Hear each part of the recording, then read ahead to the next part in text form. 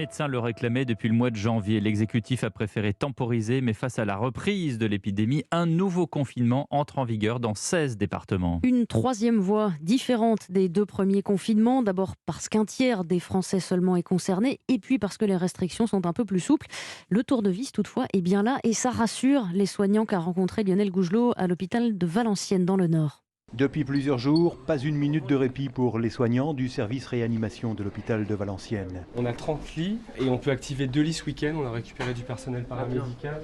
Et ici, dans l'unité Covid, on sera bientôt proche de la saturation, constate le docteur Granet, chef du service anesthésie. On travaille à flux tendu et donc les lits de réanimation sont toujours presque pleins. On est sur le fil en fait. Et malgré l'impopularité de la mesure, le médecin et l'ensemble des personnels ont accueilli avec un vrai soulagement l'instauration du confinement généralisé dans le département. Même si on est conscient que la population est lassée, les personnels aussi sont lassés, les médecins, les infirmières, les aides-soignantes. Donc on est très content que ce confinement arrive, puisqu'on sait que ça va probablement et certainement nous aider à baisser les afflux en réanimation et en soins continus. Ça nous donne une petite lueur d'espoir. Espoir de voir baisser le nombre de malades, mais pas avant plusieurs jours. Il y a toujours un décalage entre le début d'un confinement et la baisse des afflux en réanimation et en soins intensifs. Il faut compter une quinzaine de jours.